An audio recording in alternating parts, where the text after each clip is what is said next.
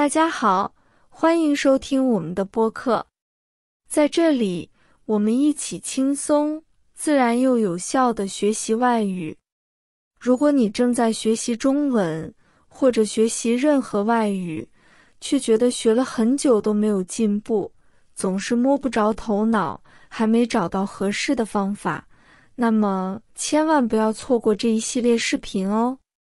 今天我们将一起深入探讨一个让大多数中文初学者都十分困惑的问题：怎样才能从一开始就把中文发音学标准？那么一提到标准发音，很多人一定会马上想到要先学好拼音。可是，拼音真的就是帮助我们掌握中文标准发音的入口吗？让我们把每个角度都逐一剖析，细致而深入地走一遍，去寻找最真实的答案吧。很多学习中文的人常常被教导说，拼音就是掌握标准发音的第一步。可如果我们深入观察人类从小学习语言的方式，就会发现，其实答案并不完全是这样。不妨先观察一下一个孩子，他们并不需要字母表或者拼音来学说话，对吧？可仅仅过了几年，他们就已经能够相当流利地说母语了。为什么他们能做到呢？家里有小孩的朋友一定很清楚，其实他们每天都是在听爸妈说话，看嘴型，看表情和情绪，然后跟着学，跟着模仿，再一遍又一遍地重复。随着时间的积累，这些声音就慢慢渗透进了大脑，变成了一种自然的反应。一直到上学以后，孩子们才开始接触文字，或者像拼音、字母表这样的音标系统，用来帮助他们认字、阅读。这就说明声音在前，符号在后。拼音本身并不会发生，它只是一个约定俗成的符号体系。真正让你发音标准的，是去听、去模仿母语者的声音。所以，拼音真的就是通往中文标准发音的入口吗？答案是，不是的哦。说到这里，可能很多同学都会觉得挺震惊的，对吧？但事实上，拼音并不是让你说一口标准中文的关键，它只是以后帮助你认读汉字的一个辅助工具而已。那么，为什么学习中文的人还是要从一开始就学拼音呢？如果你留意一下，就会发现几乎所有给中文初学者准备的教材或学习资料，开篇都是从拼音表开始的。为什么会这样呢？主要有2个原因。第一，语言被学科化了。一直以来，外语往往被当成学校里的一门课程，所以教材的设计思路就是把听、说、读、写放在一起，同时来教，用的是一种学术化的思路。在课堂上，为了方便管理和考试，需要有课堂规则、符号、分数，而把拼音提前引入，就带来了不少便利。教师更容易在大班里进行课堂管理，学生能够统一记笔记、齐声朗读，便于打字、查词、拼音输入法。教材体系也更容易按照章节单元练习来编排。正因为这些原因，拼音常常被放在学习的第一步，既方便学生记忆，又能在一开始就辅助认读汉字。我们之前也做过一期播客，主题是不要把外语当成一门学科来学。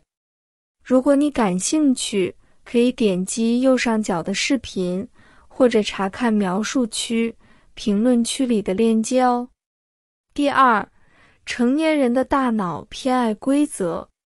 人们普遍认为，成年人的大脑比孩子更发达，成年人具备分析和逻辑记忆的能力，所以拼音似乎能帮助他们把发音系统化，从而更快地掌握知识。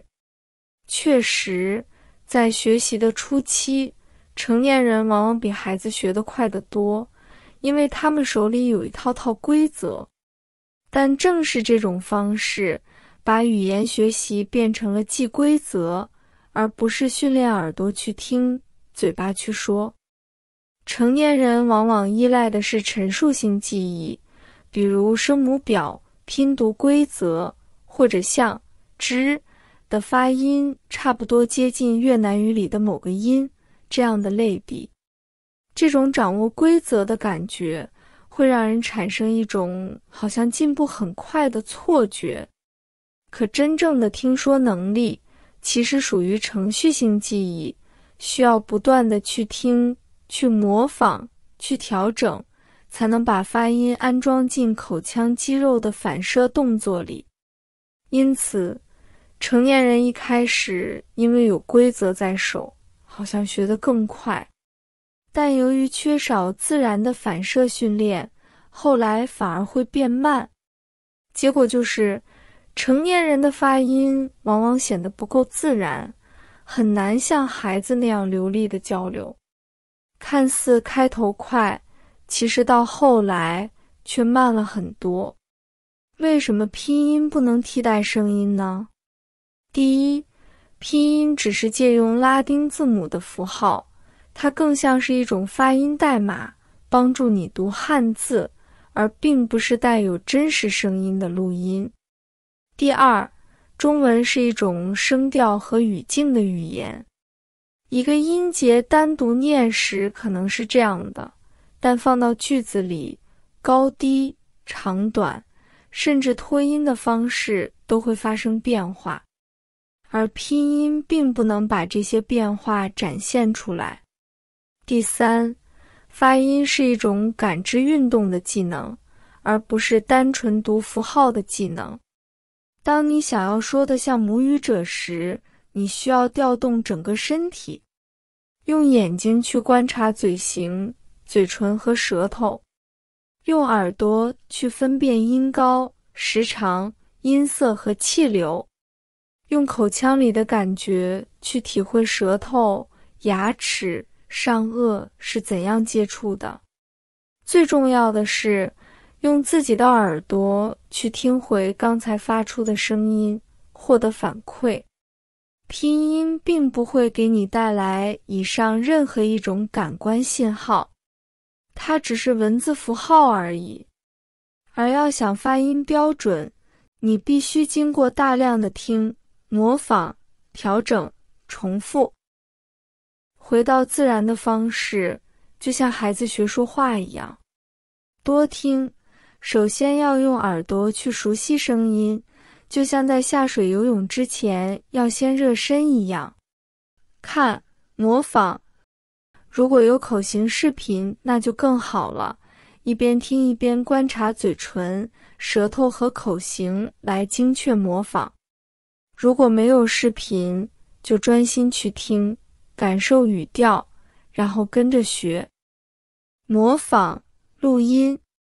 把自己的声音录下来，与原音对比，差别会让大脑逐渐自动调整。反复练习，每一次对比和修正，大脑都会不断发出更精确的指令，让发音器官运作得越来越准确。这时候，拼音只是在你需要读文字时充当一个指引，而并不是帮助你发音标准的入口。过度依赖拼音学习发音时的常见错误。我常常看到一个非常普遍的现象，很多中文初学者在学习拼音的前几课时，老师布置了作业，他们就直接翻开练习册，对着拼音念。这种读法主要依靠记忆，只是凭借课堂上老师讲过的一些模糊印象，他们几乎从来不去播放原版音频来听，尽管教材里明明附带了母语者的录音。这种做法确实能让你很快完成作业，而且在遇到那些比较简单、跟越南语接近的音时，也能读得还算对。但是，一旦碰到难的音，如果只凭记忆，或者拿来跟越南语里的音去类比，不去听原版音频，那你大概有90%的可能会读错。而且这种错误一旦养成习惯，就会跟着你很久，以后想改几乎是非常难的。确实，用这个音大概像越南语里的某个音这样的方式来描述，也有它的好处，能让学习者更容易想象，把发音简单化，而不用像语言学专家那样去啃一大堆复杂的理论。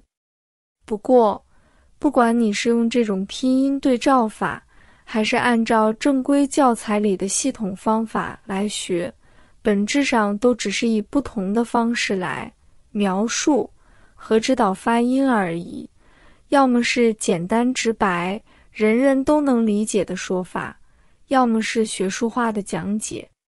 最重要的一点是，无论你采用哪种方法，如果想从一开始就把中文发音学标准，都必须先去听原版音频。而且要记住，有一种方法其实简单得多，连小孩子都能做到，那就是听，然后模仿。不需要什么高深的术语，不需要太多关于口型的技术描述，也不需要冗长复杂的学术理论，更不需要像越南式拼音那样的本土化方法，只要去听原声，跟着模仿，把自己的声音录下来，再一点点修正，这才是我们早已遗忘的最简单的方法。这种方法不仅能避免发音上的偏差，更有一个巨大的优势，它能让你的发音无限接近母语者。当然，口音可能还是会有一点点，但相比起只盯着拼音自己念，那差距可小太多了。要记住，拼音本身是不会发出声音的，只有母语者的声音，来自录音或口型视频，才是你应该去听和模仿的标准。如果你跳过听的步骤，只是照着符号去念，其实你是在凭记忆发音，而不是根据元音发音。这样一来，大脑就会自动把字母和母语里最接近的音联系起来，非常容易把错误的发音模式冻结下来。所以，请记住，拼音只是帮助认读汉字的辅助工具，而标准的发音只能来自于聆听并模仿母语者的声音。那么，拼音对学习中文发音有没有辅助作用呢？又该如何利用拼音，才能把它的效果发挥到最大呢？对于第一个问题，拼音能不能辅助学习中文发音？答案是能，但它只是在帮助你识别音素这一层面起到辅助作用，而并不是原始的发音来源。拼音能让学习者知道元音、辅音和声调是如何写出来的。它有助于查字典，在电脑、手机上输入，以及在学习过程中分辨音。但是，拼音本身并不会发声，所以如果只依赖拼音来学习发音，那么90%的情况都会读错，尤其是遇到难发的音时。正因为如此，拼音只能当作一张地图，用来定位音节，而真正的发音源头必须来自于标准的听力输入和模仿练习。第二个问题，拼音该怎样作为辅助工具来用，才能发挥最大效果呢？拼音最有效的用法，就是把它放在听过之后来使用。先听，后看。在读拼音之前，一定要先听母语者或标准音频，在大脑里建立声音地图，然后再对照拼音，去理解字母是如何拼成音节的。把拼音当作地图，听不清时，拼音可以帮你定位原始的音。学新词时，应该是听标准发音加看拼音加跟读模仿，避免过度依赖。不要把拼音当成越南语式的拼音对照。学习一段时间，大约3至6个月后，就要逐渐减少拼音的使用，转而训练认汉字和直接听。结合工具，使用带标准音频的词典或应用，比如 Twinkle、MDBG、有道、Lingodeer 等。练习 shadowing， 听立即跟读，而不是先看拼音再读。这样一来，拼音才能真正发挥辅助作用，而不会变成障碍，让发音被越南化或者出现偏差。可以说，拼音就像是一张地图，而母语者的真实声音才是真正的道路。如果只看地图却从不走路，学习者永远到不了目的地。想要发音又准又快，就必须把两者结合起来，先听标准音，对照拼音，跟读模仿，逐渐摆脱拼音。这才是让拼音真正成为辅助工具的方法，能帮助你的发音越来越准确，越来越自然。很多人觉得学习拼音能让自己更快掌握发音，比单纯像小孩那样听和模仿要高效得多。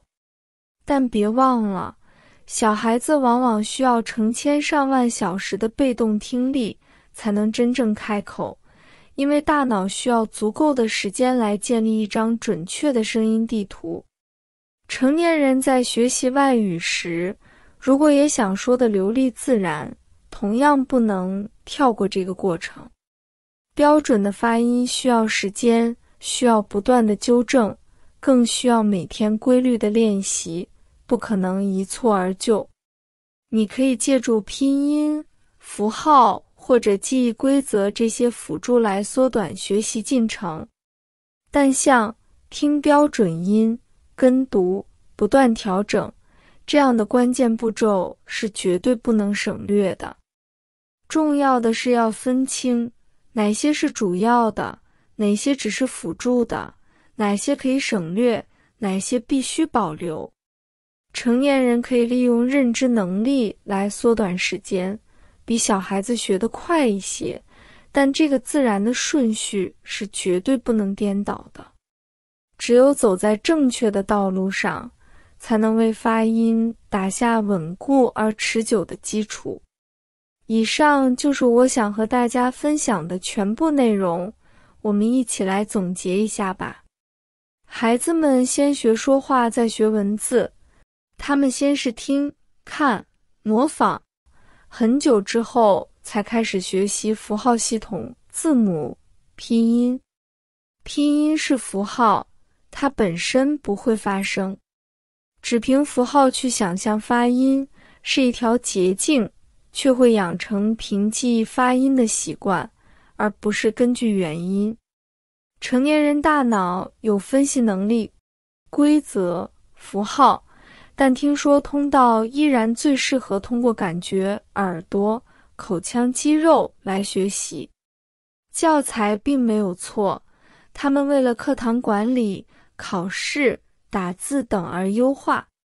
但如果从一开始就把拼音当成核心，学习者很容易忽略元音。正确流程：从孩子的启示中学习，先听、看口型。如果有视频或看拼音，跟读元音，录音、对比、修正，反复练习。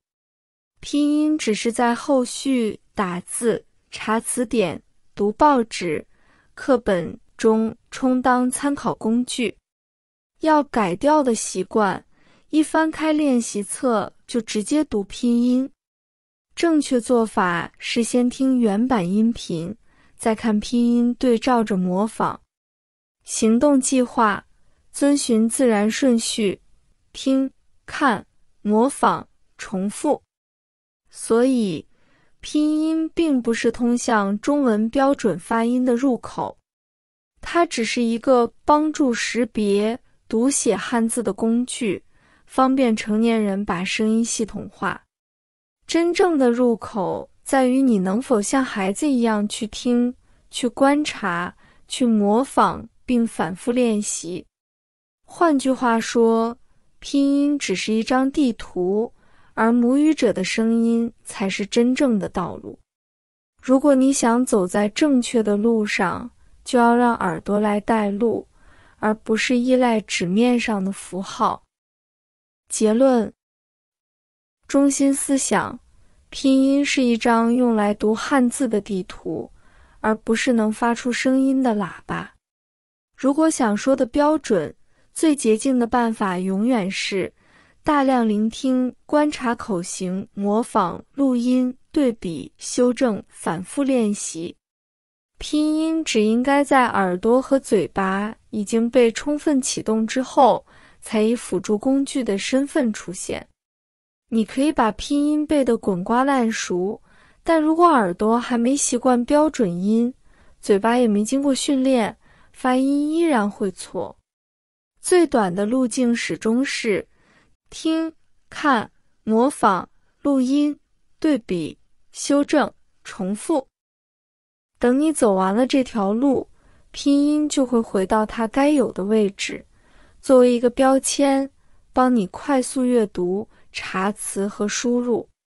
如果你今天发现自己一直是先读拼音，再去听，别责怪自己。从下一次学习开始，把顺序调过来，先用耳朵和嘴巴，再用拼音。你会惊喜地发现，口音会下降，说话更清晰，与母语者交流时也会更自信。谢谢你的收听。如果这期播客让你改变了对外语学习的看法，那你就已经准备好开始一段新的旅程，一段自然、回归本质、充满灵感的语言学习之旅。如果你正在学习中文或者任何外语，却总觉得学了很久没有进步，还在苦苦寻找合适的方法，那么千万不要错过这一系列视频。在这里，我们会分享简明扼要的内容，指出学习外语时常见的问题和错误。与此同时，你还将探索像孩子一样自然习得语言的方法，这是征服任何语言最正确、最高效的道路。关注我们，让外语学习变得轻松、自然又充满灵感吧。如果你觉得内容有帮助，欢迎分享给你身边正在学外语的朋友。我们下期再见。